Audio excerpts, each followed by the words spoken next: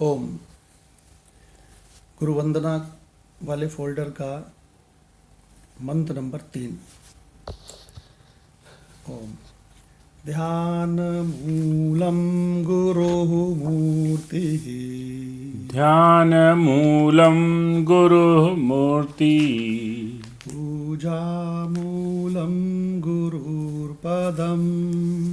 पूजामूलं गुरुर्पदम्। मंत्रमूलं गुरुर्वाक्यम्। मन्त्रमूलं गुरुर्वाक्यम्। मोक्षमूलं गुरुः कृपा। मोक्षमूलं गुरुः कृपा। ॐ शान्तिः शान्तिः शान्तिः। ॐ शान्तिः शान्तिः शान्तिः। ओम। शांति मंत्र का मंत्र नंबर 1। ओम सहनाववतु। ॐ सहनाववतु। सहनौ भुनक्तु। सहनो भुनक्तु। सह वीर्यं करवावहै। सह वीर्यं करवावहै। तेजस्विनावधीतमस्तु। तेजस्विनावधीतमस्तु। मा विद्विषावहै। मा विद्विषावहै। ॐ शान्तिः शान्तिः शान्तिः। ॐ शान्तिः शान्तिः शान्तिः। ओम। गीता तत्वालोक, जो कि श्रीमद् भगवत गीता की तात्विक व्याख्या है। इस ग्रंथ में हम लोगों का अध्याय 9 चल रहा है। अध्याय 9 में मंत्र नंबर 17, ये शायद पूरा हो गया था। जी जी। ज्ञानेश्वर जी से रहता है शायद वो वाला। अच्छा, ज्ञानेश्वरी गीता से रहता है, ठीक है। तो 9/17, 9/17 की एक बार हम लोग चैंटिंग करेंगे।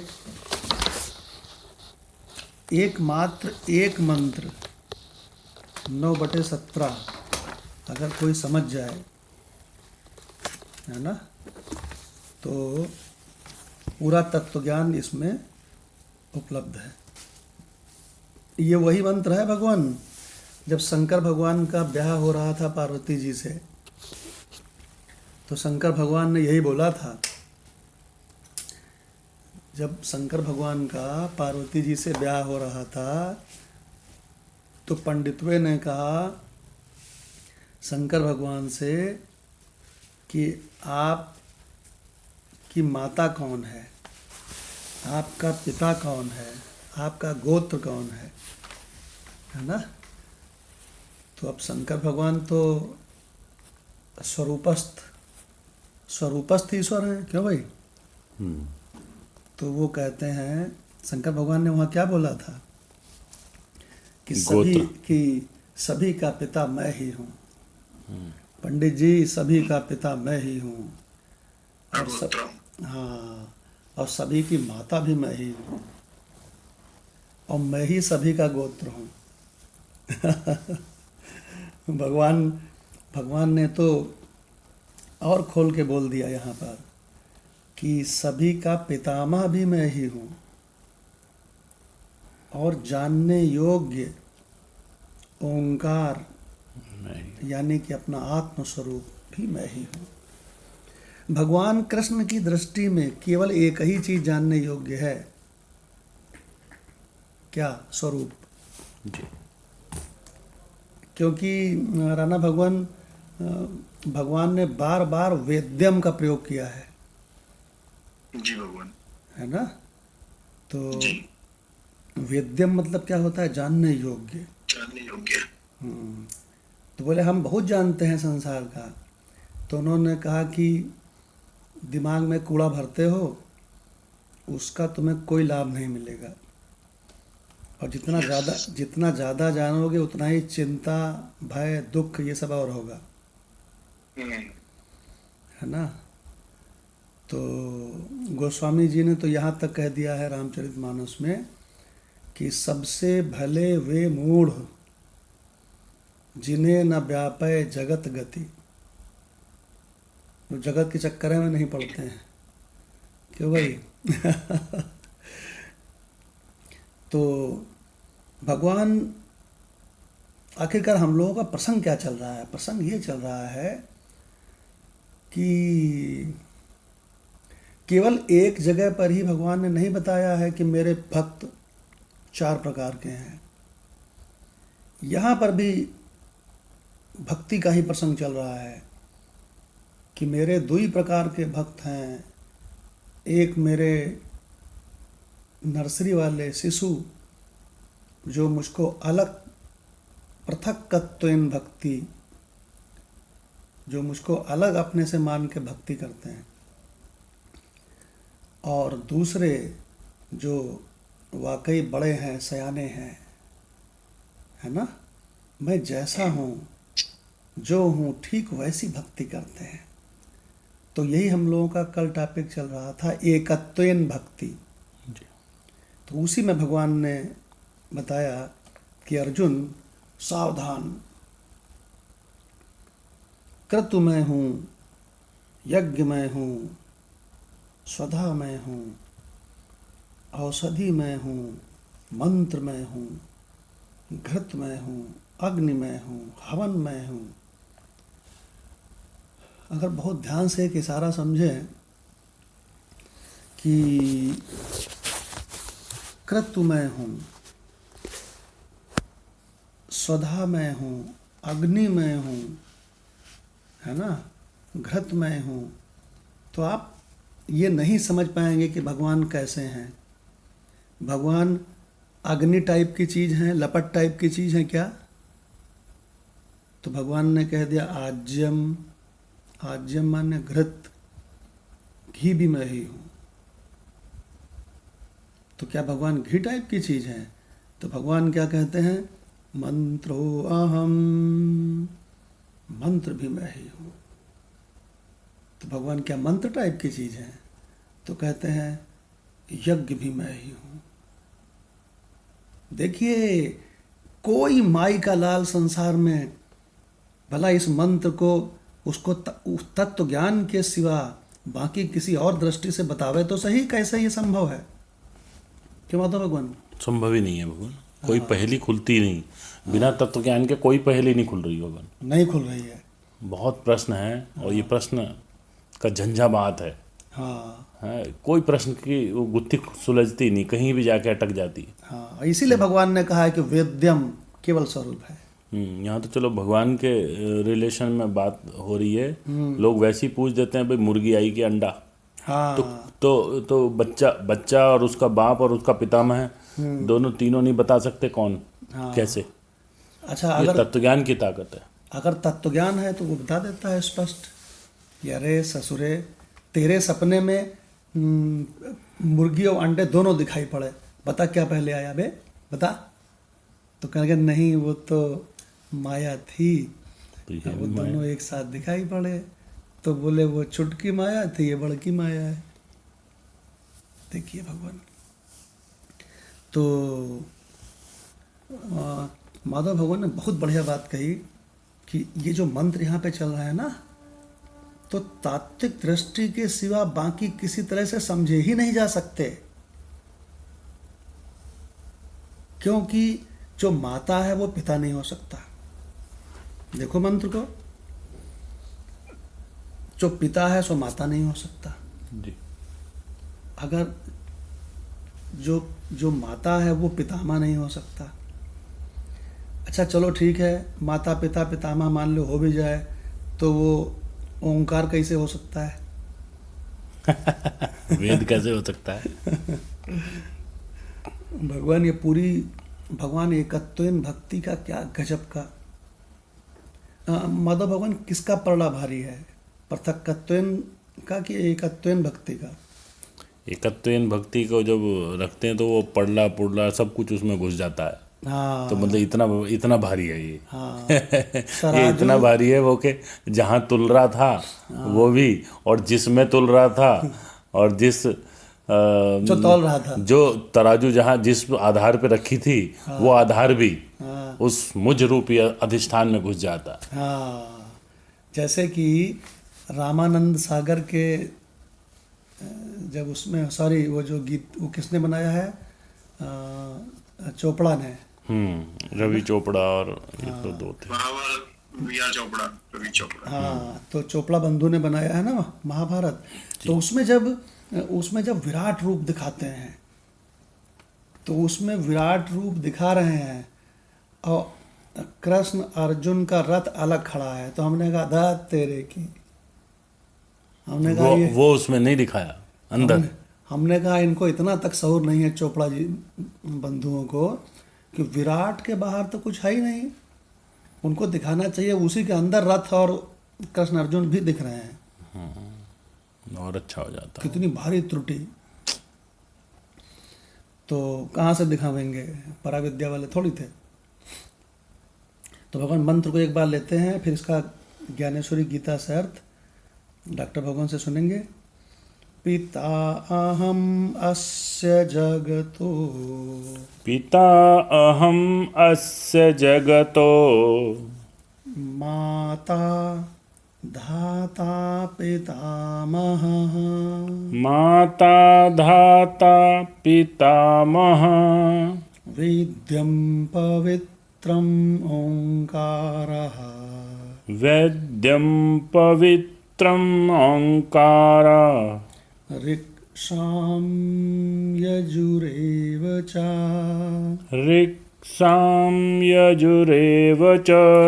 अर्जुन, अपने स्वरूप को पहचानो, यही वेद्यम, यही जानने योग्य है। देखिए, क्योंकि जगत में जितने भी माता हैं सब रूपों में मैं ही हूँ, जितने पिता हैं उन सब रूपों में भी मैं ही हूँ, जितने ग्रैंडफादर हैं, बाबा नाना, क्यों भाई, पितामहों के रूप में भी मैं ही हूँ, और जानने योग्य पवित्र ओंकार भी मैं ही हूँ।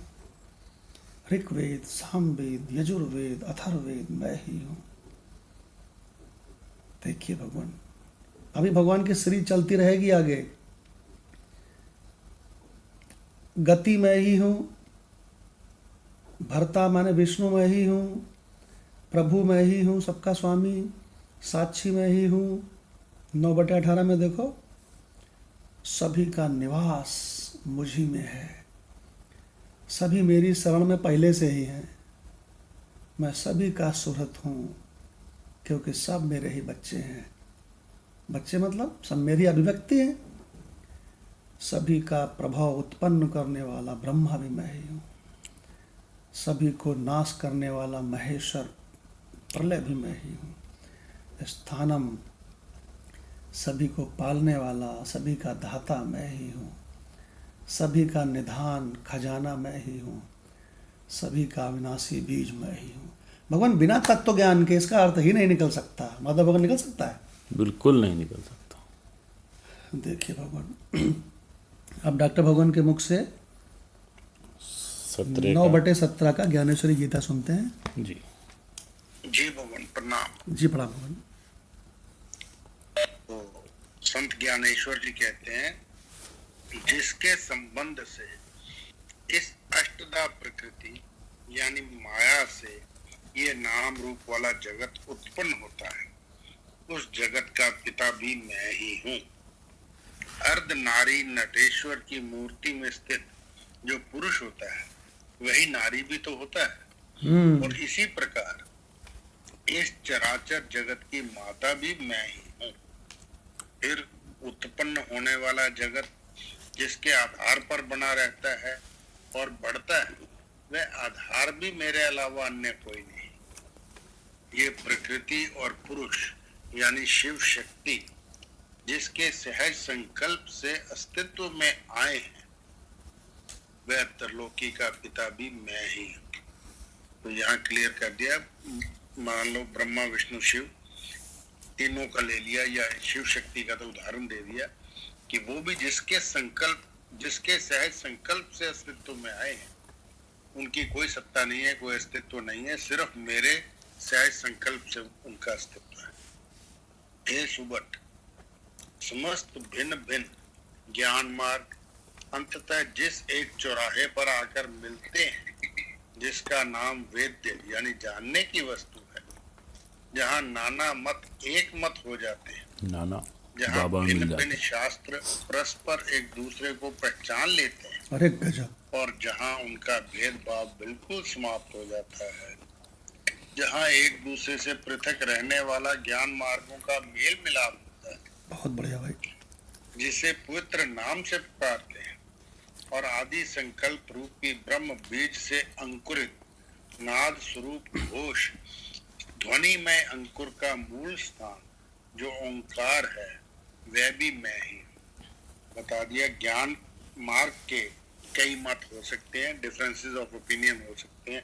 कोई निवृत्ति मार्ग है, कोई प्रवृत्ति मार्ग है, कोई वेदांत से पहले जितने भी मार्ग हुए, कोई मीमांसा सांख्य योग भी है, कोई और पतंजलि योग भी है, विशिष्ट अद्वैतवाद। पर वो सब आके यहाँ समाप्त हो जाते हैं, यहीं पर मिलते हैं।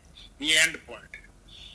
उस ओंकार के कुक्षी में रहने वाले जो अकार उकार और कुक्षी माने उकार, कोक, ये तीनों अक्षर वेदों के साथ ही उत्पन्न हुए हैं, वे अक्षर भी मैं ही हूँ। आत्मा राम श्री कृष्ण ने कहा, श्री कृष्ण को नाम दे दिया आत्मा राम। आत्मा राम श्री कृष्ण ने कहा कि ऋग यजुस और साम ये तीनों वेद भी मैं ही हूँ, और मैं ही वेद की वंश परंपरा भी जीव। ये जो डॉक्टर साहब ने इस मंत्र की व्याख्या सुनाई, इसमें सबसे महत्वपूर्ण पॉइंट क्या है कि जितने संसार के अलग अलग मत हैं, जितने मजहब हैं, जिनके सबके जो अलग अलग इष्ट हैं, सबकी अलग अलग विधियां हैं, ये सब इसमें आकर के एक हो जाते हैं।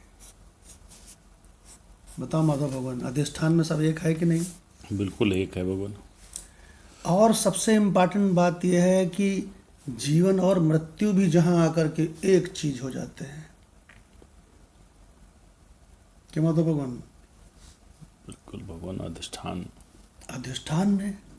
अधिष्ठान में ही तो सब भास रहे हैं, जहां पर आकर के आमय निरामय, आमय माने रोग, निरामय माने निरोग, एक हो जाते हैं। जहां पर आकर के राजा और रंग एक हो जाते हैं, जहां पर आकर के ईश्वर और एक छोटा सा कीड़ा एक हो जाते हैं। देखिए भगवान, वो है वेदांत। इसको कहते हैं ब्रह्म विद्या, पराविद्या। अब आप बताओ, उसके लिए क्या बाकी रहा जानना? बिल्कुल पूर्ण तृप्त। डॉक्टर भगवान की हमें एक बात याद आ रही है कि डॉक्टर भगवान के क्लिनिक में कोई आए होंगे तो बड़ा अपना ज्ञान बघार रहे थे कि ऐसा है और वैसा है और ये है। तो डॉक्टर साहब ने उनसे कहा कि अभी और थोड़ा और अभी आप और अभी चलें, थोड़ा चलें, थोड़ा और उन्नति करें। डॉक्टर भगवान के मुख से सुनते हैं। जी भगवान। मंजिल पे नहीं पहुंचे।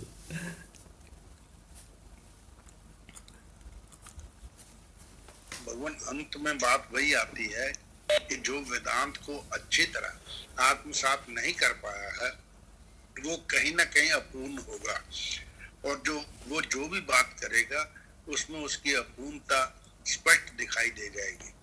तो यदि आपको गुरु, तत्व ज्ञानी, ब्रह्म ज्ञानी गुरु मिल गया और उसने आपको पूरा क्लियर कर दिया कि असली चीज क्या है, तो फिर आप उसकी अपूर्णता को पकड़ लोगे, उसकी अपूर्णता को झांक लोगे, और फिर आपसे बर्दाश्त भी नहीं होगा कि भैया ये बात पूरी नहीं है, अभी और आगे बढ़ने की जरूरत है, पूर्णत्व तक रुकना नहीं है। तो यही बात कई बार कई लोगों से हो जाती है। तो आपकी कृपा से अब ये ज्ञान जो है लगता है कि इसके आगे और कुछ नहीं, परंतु जो लोगों ने ज्ञान जहां से भी अर्जित किया है, कईयों का पूरा भी हो सकता है, परंतु जब प्रदर्शित करते हैं या जो भी लोग हमें मिले अभी तक, वो शायद पूर्ण ज्ञानी कम मिले या नहीं मिले।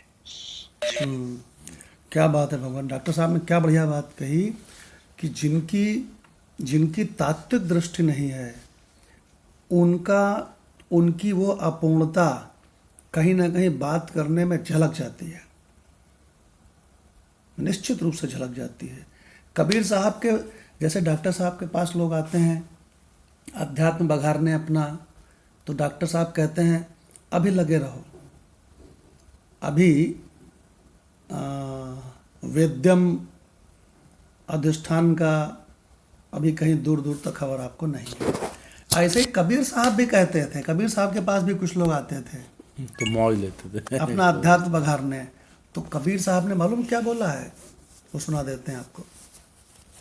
कबीर साहब ने बोला है, कबीर साहब क्या बोलते थे उनसे, पूरा सतगुरु ना मिला,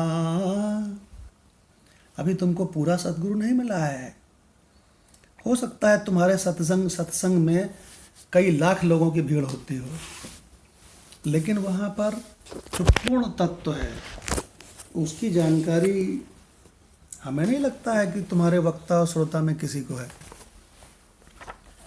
देखिए जैसे डॉक्टर साहब के पास आते हैं, डॉक्टर साहब उनसे कह देते हैं बेटा अभी नहीं काम बना तुम्हारा, ऐसे कबीर साहब भी कहते थे, पूरा सतगुरु ना मिला, मिली अधूरी सीख, स्वांग यति का पहन कर, घर घर मांगे भीख। तुमने एक स्वांग पहन लिया है ऊपर से नीचे तक, है ना, और कौपीन पहन ली है, तो तुम और घर घर में भीख मांग रहे हो, तो ये थोड़ी अध्यात्म है क्या भगवान? विवेकानंद जी तो घर घर भीख नहीं मांगते थे और ना यति का स्वांग पहनते थे, क्यों जी, जो मना सो पहन लेते थे और बिल्कुल भगवान बिल्कुल सिंपल रहते थे। गुरु भगवान कहते थे कोई विशेषता मत ओढ़ो। आपने देखा होगा कि कुछ मजहब केवल अपने आप को क्या बोलते हैं ज़्यादा महत्व देने के लिए जी हैं, एक तो तिलक लगाता है गोल, तो दूसरा लगाता है लंबा, तो तीसरे ने कहा अब हमारी विशेषता कैसे पता चले, तो उसने भगवान ऊपर से लेकर के नाक तक लगा दिया। नाक तक वाले मिलते हैं काफी। हे भगवान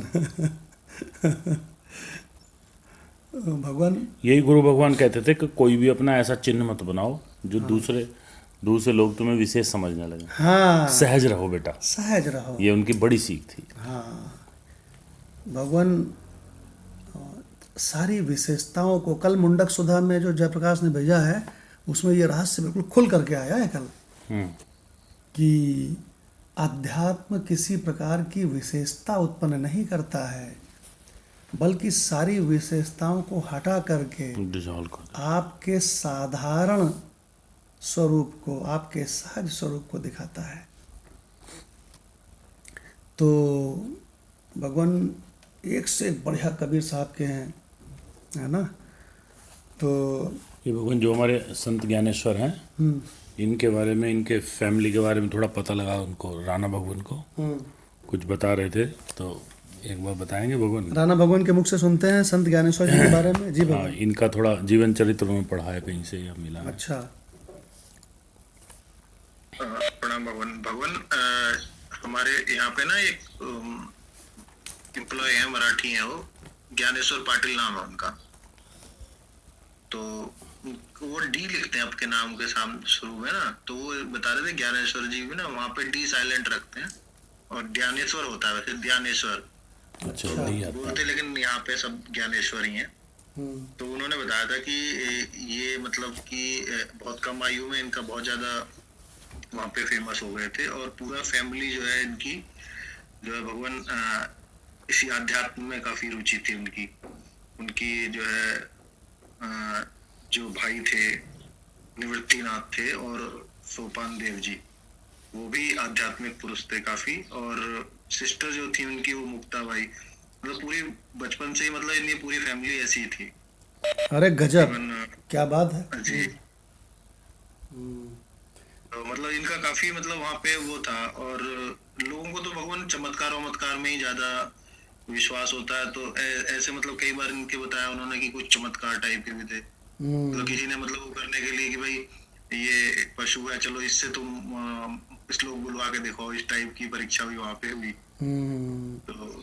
तो फिर मतलब कर दिया उन्होंने। तो फिर उन्होंने 21 वर्ष की आयु में भगवान की वहाँ पे बता रहे कि देखिए वो समाधि ले ली थी ना, उसमें मतलब जीते जी ही पृथ्वी के अंदर ऐसे ही चले गए थे, जैसे सीता माता का कुछ हुआ था।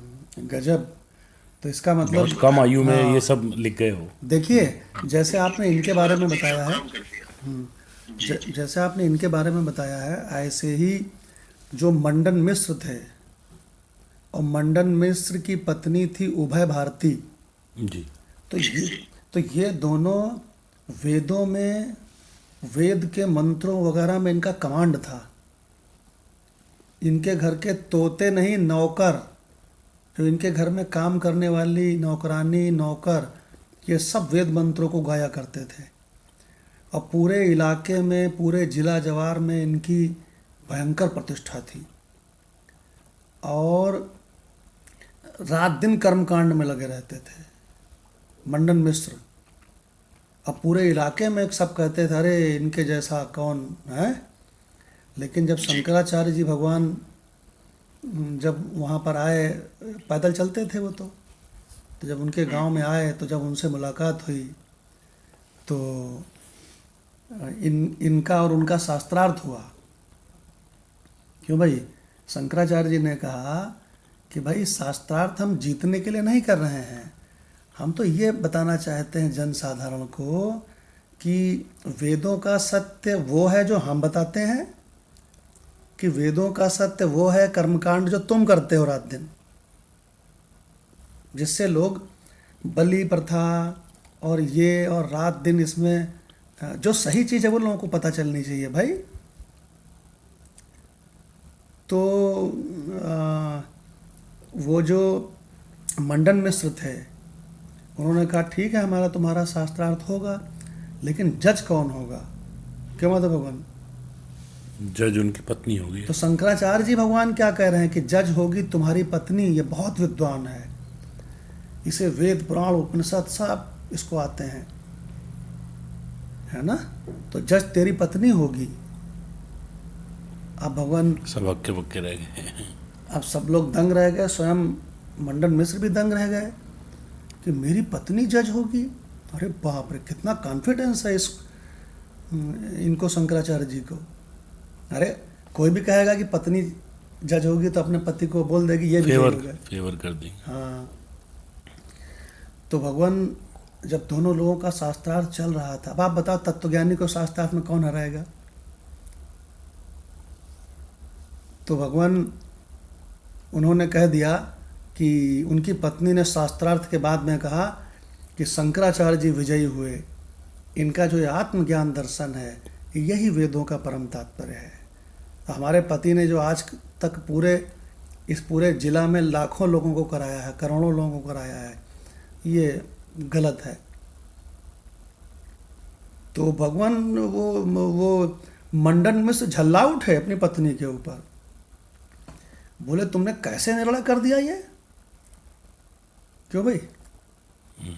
तो उन्होंने कहा कि हमने ऐसे निर्णय कर दिया कि हमने दोनों के गले में एक कितना सुंदर पुष्पों का हार, वही सेम उसी तरह का हार आपके गले में डाला, उसी तरह का उनके गले में डाला।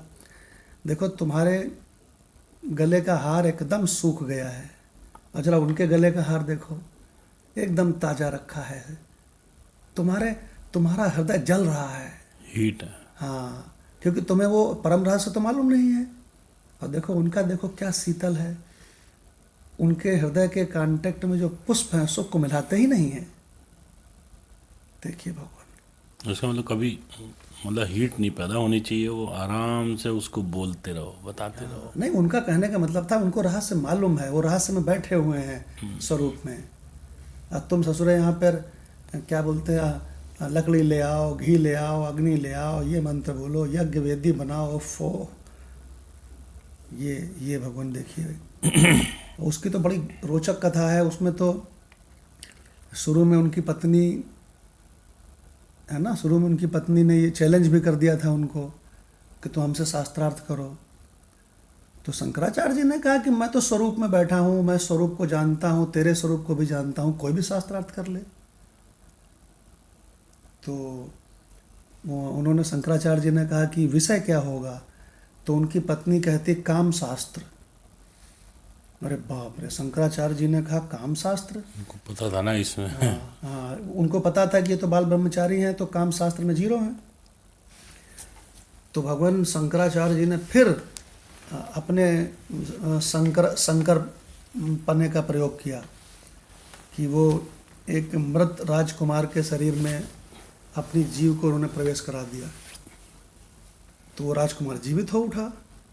तो फिर वो शंकराचार्य जी ने अपने शिष्यों से कहा कि मेरे शरीर की हिफाजत करना, मैं उस मरे हुए राजकुमार के शरीर में प्रवेश करके, है ना, और वो जो अपनी पत्नी के पास जाएगा तो मैं उससे काम शास्त्र सीखूंगा और फिर 1 महीने में लौटूंगा और फिर शास्त्रार्थ। भगवान उन्होंने शास्त्रार्थ किया और उभय भारती को हराया। उसमें कितना रोचक प्रसंग है। भगवान तत्वज्ञान की स्थापना है वहाँ पर। तो भगवान वापस गीता में आते हैं और मंत्र लेते हैं 9वें अध्याय का 18वां। भगवान एकत्वेन भक्ति चल रही है। 9/18 गति ही भरता प्रभु साक्षी, गति ही भरता प्रभु साक्षी, निवासः शरणं सुहृत्, निवासः शरणं सुहृत्, प्रभवः प्रलयः स्थानम्, प्रभवः पर प्रलय स्थानम्, निधानं बीजम् अव्ययम्, निधानं बीजम् अव्ययम्। अरे गजब रे गजब, क्या बात है। भगवान कह रहे हैं, एकत्वेन भक्ति बता रहे हैं। भगवान कह रहे हैं कि मैं क्या नहीं हूं भाई। गति, किसी की कोई भी गति हो सो मैं हूं। भर्ता विष्णु मैं हूं, प्रभु मैं हूं। माधव भगवान के मुख से सुनते हैं अर्थ। उसी के भगवान कंटिन्यूएशन में चल रहा है जो पहले कहा कि पिता, पितामह, धाता, ओंकार और सारे वेद मैं ही हूँ। उसी में बिल्कुल गति सामने आ रही है। और हे अर्जुन, गति है भरता, प्राप्त होने योग्य परम धाम मैं ही हूँ। भरता, भरण पोषण करने वाला मैं ही हूँ।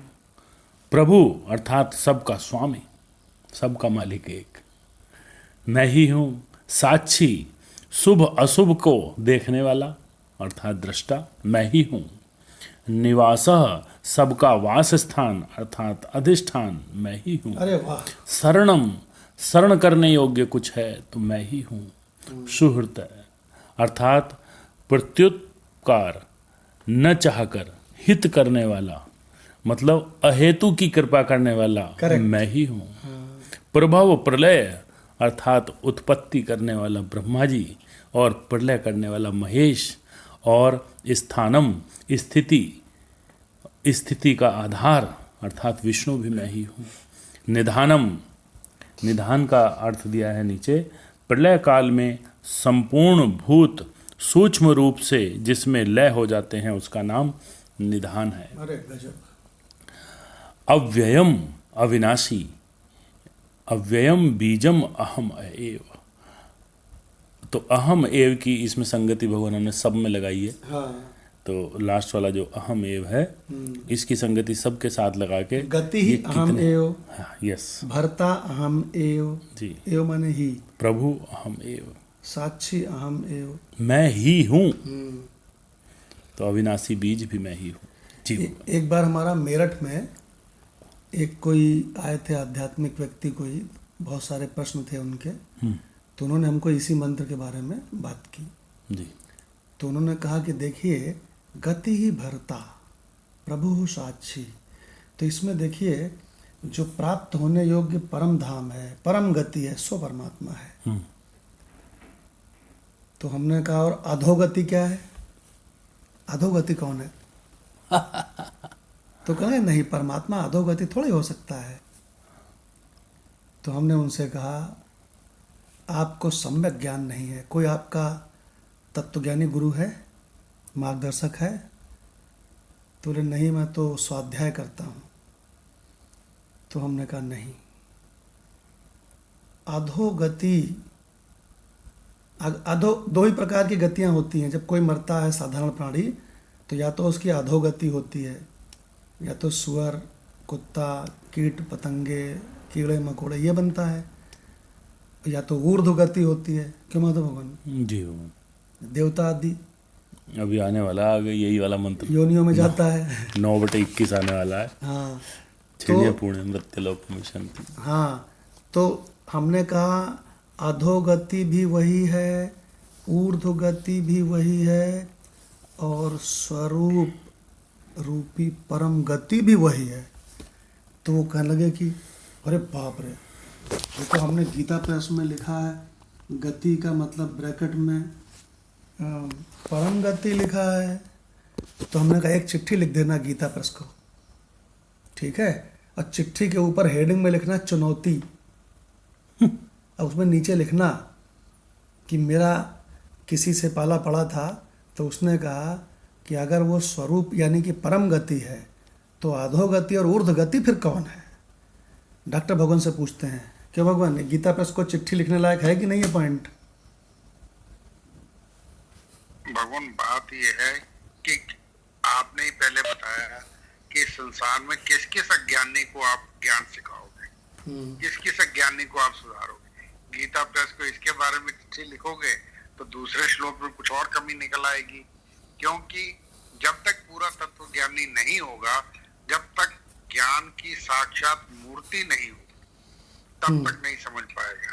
अब यदि जो दृष्टांत अभी आपने सुनाया था शंकराचार्य जी और मंडन मिश्र का शास्त्रार्थ हुआ, जहां तक मेरी बुद्धि काम करती है, मंडन मिश्र भी कोई छोटा ज्ञानी नहीं था, परम ज्ञानी था, सारे शास्त्र पढ़े हुए थे, तभी तो भगवान शंकराचार्य को चैलेंज कर सका। परंतु एक फर्क था, मंडन मिश्र ज्ञानी था और शंकराचार्य जी ज्ञान थे, खुद ज्ञान की मूर्त थे। तो ज्ञानी को ज्ञान का अभिमान रहता है, वो अपने अभिमान या अहंकार की वजह से हार गया। अदरवाइज ये नहीं कि वो तत्व ज्ञानी नहीं था और शंकराचार्य जी तो खुद ब्रह्म थे, ब्रह्म के अवतार थे, तो इसलिए खुद ज्ञान की मूर्त थे। तो गीता प्रेस वाले जब वहां बैठे अज्ञानी लोग हैं, तो किस किस अज्ञान की त्रुटि को हम दूर करवाते रहेंगे, कहाँ तक करवाएंगे? वाह क्या बात, भगवान करे हम ना भेज रहे चिट्ठी। बहुत अब क्यों इनकी चिट्ठी पिट्ठी में पड़े। आपने डॉक्टर साहब इतनी बढ़िया व्याख्या की है। इसीलिए स्वामी अखंडानंद सरस्वती जी गीता प्रेस को छोड़ के चले आए थे। हाँ, जबकि वो तो वहां पर हेड थे, गीता प्रेस के प्रकाशक, किस किस को ठीक करें। हाँ, जो प्रकाशन वाला उनका विभाग था उसमें हेड थे स्वामी अखंडानंद जी। तो उड़िया बाबा के पास जब आए तो उन्होंने उड़िया बाबा से कहा कि मैं गीता प्रेस में हूँ, तो वहाँ पर ऐसे ऐसे प्रकाशन जो भी कुछ बताया। तो उड़िया बाबा ने एक इशारा कर दिया, हमने एक इशारा किया तो माधव भगवान ने कुंभ में जाने का प्रोग्राम कैंसिल कर दिया। वो माधव जी आपको सुना चुके हैं प्रसंग। उड़िया बाबा ने एक इशारा किया, भगवान मालूम क्या किया अखंडानंद जी को, कि गीता प्रेस में जो तू रहता है तो कब्र सच्ची है कि मुर्दा सच्चा है? भगवान अखंडानंद जी तुरंत समझ गए कि अरे बाप रे बाप, कब्र है कब्र। गीता प्रेस को कब्र कहने का साहस कौन कर सकता है भगवान? उन्होंने कथा सुनाई है, अखंडानंद जी ने स्वयं सुनाई है। ईश्वर विश्वास। हाँ, ईश्वर विश्वास शायद ग्रंथ है। तो भगवान भगवान अच्छी अच्छी चीज़ें परमात्मा है। अगर आपने ये जाना तो फिर वेद्यम तत्व को, परमात्मा तत्व को कहाँ पहचाना? ये सारी बुरी बुरी चीज़ें भी वही है। कौन ऐसा है जो वो नहीं है? एक आपको और प्रसंग सुना देते हैं, थोड़ा हल्का, तत्व ज्ञान चल रहा है। स्थानम एक शब्द आया है ना जी। तो हमारी पत्नी से हमारी लड़ाई हुई। सभी घरों में होती है, पति पत्नी की विचारों में मतभेद होता है। तो पत्नी नाराज़ हो गई। तो हम कोशिश ये करते हैं कि जिस दिन नाराज़ हुई है उसी दिन शाम को मना लें, जिससे कि प्रसन्न होकर के वो सोए, है ना, दुखी होकर ना सोए। अपने ऊपर तो कोई फर्क पड़ता नहीं है। तो हमने उससे मनाया, हमने भगवान बहुत मनाया, वो तो माने ही नहीं। तो हमने कहा कि, तो हमने उसको गीत सुनाया, अजी रूठ कर अब कहाँ जाइएगा, जहाँ जाइएगा हमें पाइएगा, अजी रूठ कर। तुम चले गए 3rd फ्लोर पे, टेरेस पे, जहाँ डॉक्टर भगवान, राकेश भगवान सब बैठे थे, माधव भगवान, राणा भगवान, विकास भारद्वाज जी, फोटो है ना ये उस पे यूट्यूब वाले पे। तो हम कहा तुम वहाँ चली गई, तो वहाँ क्या मैं नहीं हूँ?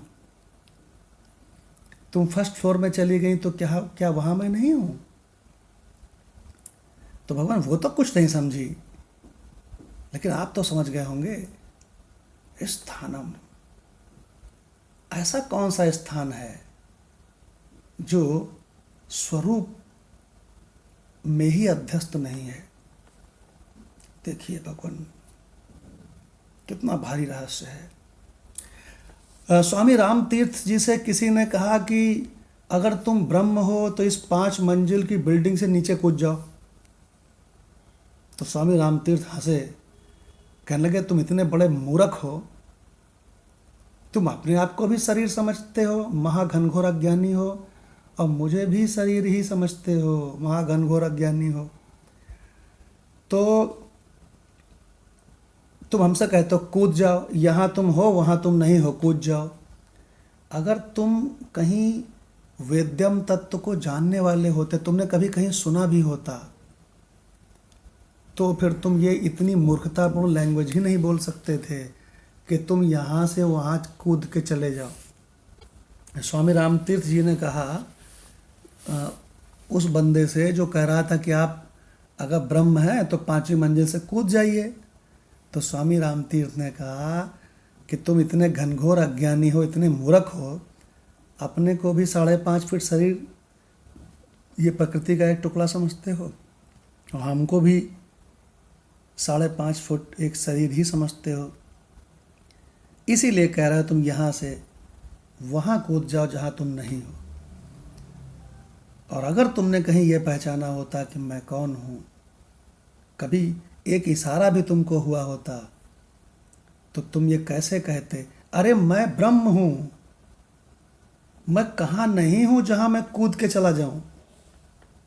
क्यों राणा भगवान, मैं कहाँ नहीं हूँ जहाँ जहाँ चला जाऊँ कूद के। जी, मैं तो भगवान पूर्वम अर्सत हूँ। पूर्वम अर्सत हूँ। अरे बाप रे, क्या क्या गजब की बात कह दी माधव वो जो भगवान ने। दौड़ हुई, मैं पहले से ही वहाँ था। हाँ, तो वो ये लोग कहते हैं कि भाई दौड़ करो, कौन पहले आवेगा। जिस समय वो उठा विचार कि चलो दौड़ हो, उस विचार के आधार में मैं था पूर्वम अर्सत। पूर्वम अर्सत का मतलब क्या होता है? पूर्वम माने पहले से, अर्सत माने पहुंचा हुआ। ऐसे ही पहुंचा हुआ। सारे देवताओं की दौड़ हुई, ब्रह्मा विष्णु महेश और सारे देवताओं की, उसमें ब्रह्म भी था। तो कहने लगे कहाँ जाना है, बोले 5 लाख किलोमीटर दूर उस एंड पॉइंट पे सिंगापुर के उस शिखर पे जाना है। तो दौड़ पूरी हो गई, तो जिनको जज बनाया गया था ऋषियों मुनियों को, उन्होंने निर्णय दिया ब्रह्म जीत गया। तो कहने लगे ब्रह्म जीत गया? कैसे जीत गया? क्या ब्रह्म तो दौड़ा ही नहीं, वो कैसे जीत गया? तो कहने लगे 10 बजे दौड़ शुरू हुई थी और ठीक 10 बजे ब्रह्म एंड पॉइंट पे मौजूद था। तो समझे गए, सबका आधार है। देखिए, बहुत बढ़िया। पूर्वम अरसत, पहले ही अरसत माने पहुंचा हुआ। ये हमारे ये दौड़ हमें बहुत सुख देती है। माधव भगवान कहते हैं, भगवान एक YouTube में वीडियो डालना पड़ेगा इसी वाले मंत्र का, दौड़ हुई। तो भगवान कितना कितना बढ़िया ये मंत्र है। अब इसका अर्थ सुनते हैं। डॉक्टर भगवान से गीता तत्व लोग सुनते हैं 9/18। जी भगवान। तो उड़िया बाबा जी इसका अर्थ करते हैं कि मैं ही गति यानी मुक्ति देने वाला, भरता भरण पोषण करने वाला, प्रभु यानी स्वामी, साक्षी यानी शुद्ध चेतन, सबका निवास स्थान यानी सबका अधिष्ठान, शरण लेने योग्य सुहृद, प्रत्युपकार की इच्छा न रखकर हित करने वाला, शरण लेने योग्य, उत्पत्ति और प्रलय का स्थान, आधार, निधान, प्रलय स्थान और अविनाशी बीज, मूल कारण, जिसमें ये ले लिया यानी सब कुछ मैं ही हूँ। ये सारे अलग अलग तरह से समझाने का प्रयास किया गया। जी। तो भगवान निधान शब्द को लोग दो तरह से लेते हैं। कुछ लोग कहते हैं खजाना, और शास्त्रों में अधिकतर जगहों पे लिया गया है सब निधन हो के जहाँ पहुँचते हैं। अच्छा, वो निधान, समझ गए? आधार। अभी माधव भगवान ने भी तो पढ़ा था नीचे निधान। जी। तो निधान माने देखो लिखा है ब्रैकेट में प्रलय स्थान, कि निधन हो के सब जहाँ पहुँचते हैं उसको कहते हैं निधान। अरे वो ये हमारा ऑन नहीं है। अच्छा, तो भगवान जो ये डॉक्टर भगवान ने अभी पढ़ा, इसमें एक शब्द आया है निधान। तो इसका मतलब सब लोग निधन हो करके जहाँ पहुँचते हैं, है ना, उसको कहते हैं निधान। शास्त्रों में निधान माने खजाना भी आया है, और शास्त्रों में निधान माने निधन हो के सब जहाँ पहुँचे हैं उसको कहते हैं निधान, प्रलय स्थान। तो एक शब्द में बता दें भगवान ने इन सब मंत्रों में क्या कहा है, हैं? एक शब्द बता दें, सर्वरूपता। सिंपल, सर्वरूपता को दिखा रहे हैं। और इसी को भगवान ने कहा है कई जगहों पे। भगवान एक मंत्र में क्या कहा है, वासुदेवः सर्वम। देखिए, एक गीता प्रेस से ग्रंथ आता है, जित देखूं तित तू, जी, है ना। एक आता है वासुदेवः सर्वम, एक आता है तत्व ज्ञान कैसे हो। ये शुरुआत की किताबें हैं, है ना, 10-15 रुपए की गीता प्रेस की। तो भगवान कंचन भगवान से रिक्वेस्ट है 9/18 का गीता रस रत्नाकर से भगवान ले लें। जी भगवान प्रणाम। भगवान जी प्रणाम। स्वामी जी कह रहे हैं कि देख लो गिनती करके 12 बातें हैं, ये ऐश्वर्य में जो बातें होती हैं उनसे दुगना है। पहली बात है गति ही। इसका अर्थ है कि तुम कर्म करके जिस फल को प्राप्त करना चाहते हो वह मैं ही हूँ। उत्तर प्राप्त करके क्या करोगे? उत्तर तो कर्म फल है। स्वर्ग प्राप्त करके क्या करोगे? वह यज्ञ का फल है, और यज्ञ मैं हूँ। मैं ही तुम्हारा बेटा हूँ। ब्याह करके क्या फल मिलेगा? पति मिलेगा ना, वह भी मैं ही हूँ। गति माने फल, और मैं फलात्मा हूँ। दूसरी बात है भरता। मैं भरता हूँ माने पोषक मैं ही हूँ। सिंचाई करने के लिए मालिक की शरण मत लो और फल पाने के लिए दूसरे के पास मत जाओ। तीसरी बात है प्रभु। प्रभु माने मैं स्वामी हूँ, समर्थ हूँ। चौथी बात है साक्षी। इसका अर्थ है कि तुम हमसे छिपाकर कुछ नहीं रख सकते। हम सब देखते रहते हैं। अच्छा महाराज, आपकी आंख कितनी दूर तक देखती है, कान कितने लंबे तक सुनते हैं। बोले कि साक्षी अर्थात साक्षात पश्यति, कारणम विनेव पश्यति, कार्योपाधिम विनेव पश्यति इति साक्षी ही। मैं आंख से नहीं देखता, कान से नहीं सुनता, मन से संकल्प नहीं करता और बुद्धि से विचार नहीं करता। पश्यत्य चक्षुः सह शृणोतो त्यो कर्णः स वेति वेद्यम न च तस्य अस्ति वेता। पग बिनु चले सुने बिनु काना, कर बिनु कर्म करे विधि नाना। आनंद रहित सकल रस भोगी, बिनु बानी भक्ता बढ़ जोगी। तबक बिनु परस नयन बिनु देखा, तबक बिनु परस नयन बिनु देखा। गही ग्रहण विधि बास अशेषा, अस सब भांति अलौकिक करनी। साक्षी माने साक्षात, करण निरपेक्षम। जीव करण सापेक्ष देखता है और ईश्वर करण निरपेक्ष देखता है। पांचवी बात है निवासा, अर्थात मैं दूर से देखने वाला नहीं हूँ, अधिष्ठान मैं ही हूँ। छठी बात है शरणम, माने सबके उपसहार का स्थान मैं ही हूँ। शरणम प्रपन्नानाम अतिहरा। जब तुम कार्य में बरतते हो तब बड़ी बड़ी विपत्ति तुम्हारे जीवन में आती है। अरे सिमट जाओ ना। एक बार हम लोग जेठ की दोपहरी में एक महात्मा का दर्शन करने गए। हमारे बनारस की ओर जितना लू चलती है वह हरिद्वार वालों को मालूम नहीं। हम लोग 12 बजे दिन में निकले और 5 मील चलकर उन महात्मा के पास पहुंचे। ऊपर धूप, नीचे गंगा जी की तपती बालू, पैर में जूते नहीं, सिर पर टोपी नहीं, छाता नहीं।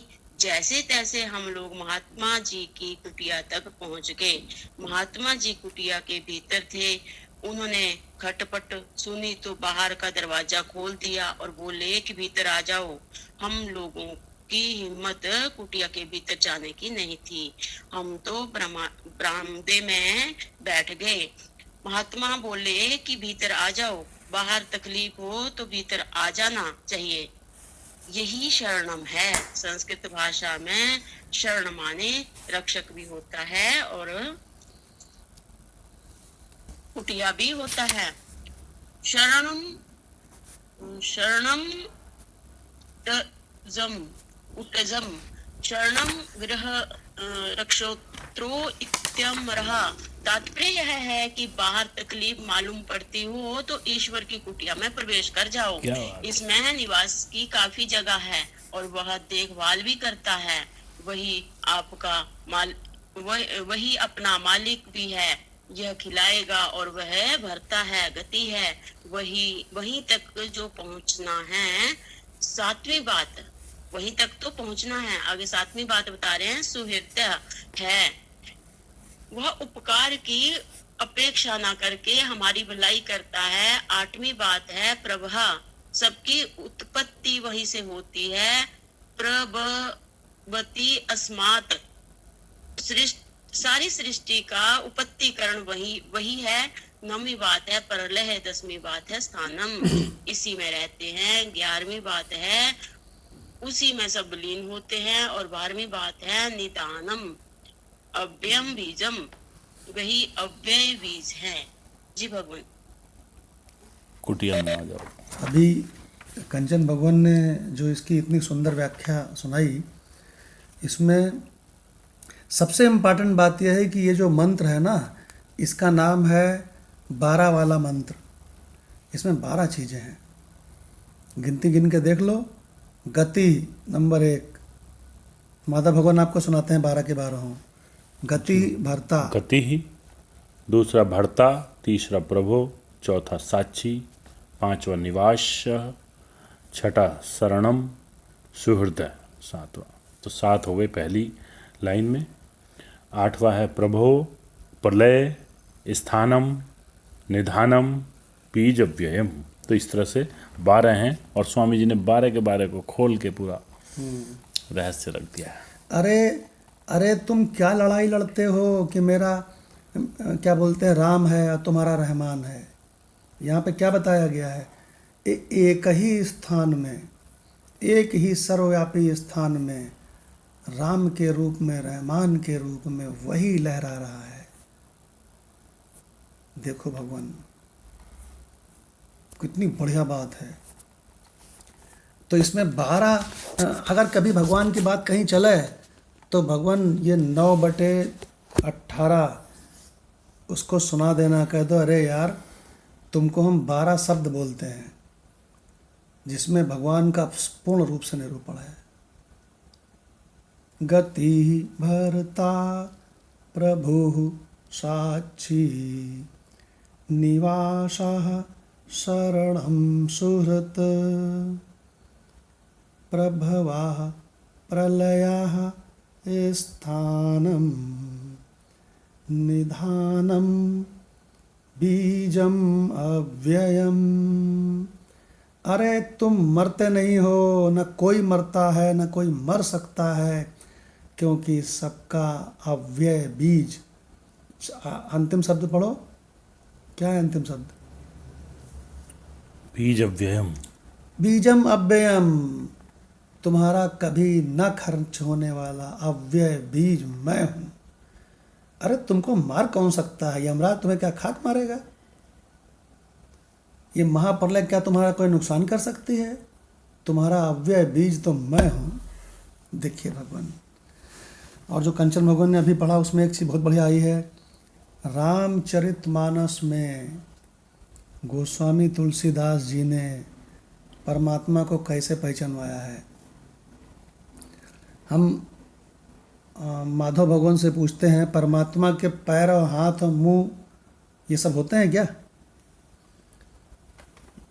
नहीं होते भगवान, और कुछ होता है तो स्वप्न में जो कुछ भी है सब मैं ही। मतलब दो दृष्टि हैं। हाँ, इस दृष्टि से कहूँ तो नहीं है, और इस दृष्टि से कहूँ तो सब कुछ मैं ही हूँ। करेक्ट। अब इसका आंसर तो अगर दोनों दृष्टि से ना दिया तो लोग कंफ्यूज हो सकते हैं। तो इसका मतलब ये हुआ कि जो सर्वव्यापी अनंत परमात्मा है, जो सभी के भीतर विराजमान है, क्यों भाई, उस वास्तविक परमात्मा में, निर्गुण निराकार में कोई हाथ पैर वगैरह कुछ, नाक मुंह हाथ पैर कुछ है क्यों मदन लाल जी? कुछ नहीं।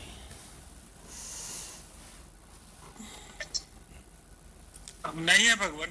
लेकिन गोस्वामी तुलसीदास जी ने यहाँ पर कहा है कि उस अनंत, वो जो अनंत परमात्मा अपनी माया से जो ये अनेक नाम रूपों में भास रहा है, प्रतीत हो रहा है, तो ये सारे हाथ पैर वगैरह किसके हैं? उसी के तो है। फिर तो देखो गोस्वामी जी ने क्या बढ़िया समझाया तत्व ज्ञान। पग बिनु चले, सुने बिनु काना, और कर बिन, कर माने क्या होता है? हाथ। और कर बिन कर्म करे विधि नाना, आनन रहित, आनन माने क्या होता है? मुख। उसके मुख नहीं है, लेकिन सारे मुखों से वही खाता है। लाल सिंह भगवान के मुख से वही खा रहा है आगरा में, देहरादून में स्वाति बहन के मुख से वही खाता है, और इलाहाबाद में परमानंद नामक मुख से वही खा रहा है। आनन रहित सकल रस भोगी, और बिनु वाणी बक्ता बड़ जोगी। हालांकि उसके रसना नहीं है, लेकिन सारे मुखों से वही बोलता है। देखिए भगवान कितना गजब का तत्व ज्ञान रामचरितमानस के अंदर। त्वक बिनु परस, परस माने क्या होता है? स्पर्श। स्पर्श। और त्वक माने क्या होता है? त्वचा। जी। हालांकि ब्रह्म के त्वचा नहीं है, लेकिन संपूर्ण त्वचा से, सारे स्किन से वही सारे स्पर्श कर रहा है। डॉक्टर भगवान एसी में बैठे हैं तो डॉक्टर भगवान की त्वचा से ठंडक का अनुभव वही कर रहा है। राणा भगवान गर्मी में बैठे हैं तो उनकी त्वचा से गर्मी का अनुभव वही कर रहा है। त्वक बिन परस नयन बिनु देखा, और गही घ्राण बिन बास अशेषा। ये मिसप्रिंट है, इसको ठीक कर लीजिएगा। गही घ्राण बिन, यहाँ विधि लिख दिया ना, जी। ये गलत लिखा है, ठीक है ना। तो गह ही माने क्या होता है? ग्रहण करना। घ्राण माने नाक। बिना नाक के, ब्रह्म के नाक नहीं है, लेकिन जितनी नाक हैं ये सभी की, सभी नाकों से सारी गंध वही ले रहा है। गजब तत्वज्ञान की पराकाष्ठा है भाई। बहुत बढ़िया। हमारे वेदांत परिवार के लोगों को बहुत पसंद है रामचरितमानस का ये प्रसंग। आगे क्या कहते हैं? अरे मैं कहाँ तक वर्णन करूं? गोस्वामी जी कहते हैं जिंदगी भर गाता रहूंगा तत्वज्ञान को, शरीर मर जाएगा लेकिन महिमा खत्म नहीं होगी। क्या कह रहे हैं आगे? अस सब भांति अलौकिक करनी, और महिमा जा सुजाय नहीं बरनी। सभी के मनों से वही संकल्प विकल्प करता है। मदनलाल भगवान, कोई लिमिट है क्या महिमा करने की? सभी की बुद्धियों से वही निश्चय करता है। नहीं भगवान, कोई लिमिट नहीं है भगवान। देखिए मदनलाल भगवान ने क्या बढ़िया बात कही। तो गोस्वामी जी ने कहा अस सब भांति अलौकिक करनी। एक बार गुरु भगवान के पास कुछ लोग आए, कहने लगे हम लोग तो तत्वज्ञान वाले हैं, है ना। तो गुरु भगवान तो पहले टेस्ट करते हैं ना। तो उन्होंने कहा अच्छा तत्वज्ञान में कब से लगे हुए हैं? बोले 10 बरस से ऊपर हो गया है। तो गुरु भगवान ने कहा अच्छा और आप लोग? तो कहले हम सब लोग। तो गुरु भगवान ने उनसे एक प्रश्न पूछा। प्रश्न ही पूछते हैं वो परीक्षा लेने के। उन्होंने कहा कि पूर्णम अदः पूर्णम इदम, कभी सुना है? तो उन्होंने कहा जी गुरु जी सुना है। क्या सुनाओ? सुना दिया उन्होंने। तो गुरु जी ने कहा इसका मतलब क्या हुआ? क्यों भाई? वह पूर्ण है, पूर्णम अदः, अदः माने वह पूर्ण है। पूर्णम इदम, उसमें जो सारा संसार दिख रहा है, जिसमें काली भगवान कंचन भगवान दिख रहे हैं, धरती दिख रही है, विकास भगवान दिख रहे हैं, चारू भगवान दिख रही हैं, सूर्य चंदा तारे वनस्पतियां सब मकान सब दिख रहे हैं। इदम, यह, क्यों भाई? यह जो आप उसके माया दिख रही है ना, यह भी पूर्ण है। और उसमें आगे क्या कहते हैं? पूर्ण से पूर्ण ही तो निकलता है। पूर्ण से पूर्ण को निकाल लो तो फिर पूर्ण भी बचा रहता है। तो गुरु भगवान ने कहा समझाओ, पूर्ण में से पूर्ण को निकाल लेंगे, पूर्ण कैसे बचा रहेगा? अब भगवान हम तो वहीं पर थे, ड्राइंग रूम की बात है, जहाँ गुरु भगवान का तखत सोते थे। अब भगवान उन्होंने न जाने क्या अगड़म बगड़म सगड़म व्याख्या की, तो गुरु भगवान ने कहा तुमको नहीं मालूम। क्यों भगवान? तो उन्होंने मदन लाल जी आप वाले उदाहरण से समझाया था गुरु जी ने, स्वप्न वाले उदाहरण से, है ना? स्वप्न का उदाहरण भगवान बड़ा एग्जैक्ट है। हाँ हर बात को मैं स्वप्न समझता हूँ, बड़ा अच्छा समझता हूँ, और समझाने की कोशिश कर भैया स्वप्न को देख लो और इस जगत को देख लो, दोनों हाँ में कहीं कोई अंतर नहीं। खाना पीना, हंसना रोना, भोग विलास, जो भी सब कुछ जो स्वप्न वाला है वो यहाँ भी है। हाँ। जैसे वो वहां पर नहीं है वैसे ये यहाँ पर नहीं है। और जैसे वो वहाँ सच्चा लगता है वैसे ये यहाँ सच्चा लग रहा है। यदि कोई वहां पर कहे आपसे कि भैया देखो झूठा है, आप मानेंगे नहीं। बोले कैसे झूठा है भाई?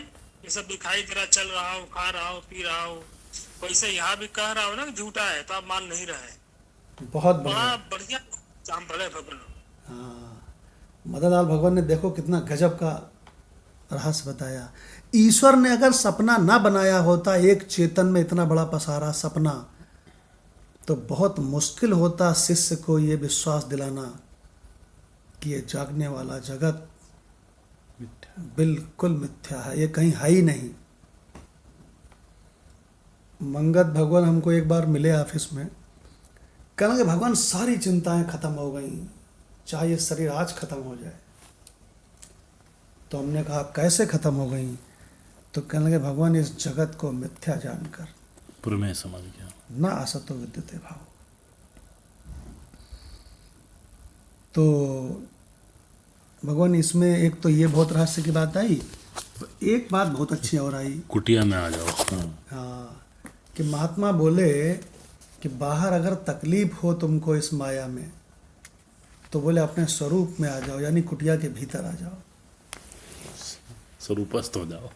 तो भगवान महात्मा लोग यही करते हैं, जब उनको इस संसार में तकलीफ होती है, बाहर तकलीफ होती है, तो वो भीतर आ जाते हैं कुटिया के, अपने स्वरूप में आ जाते हैं।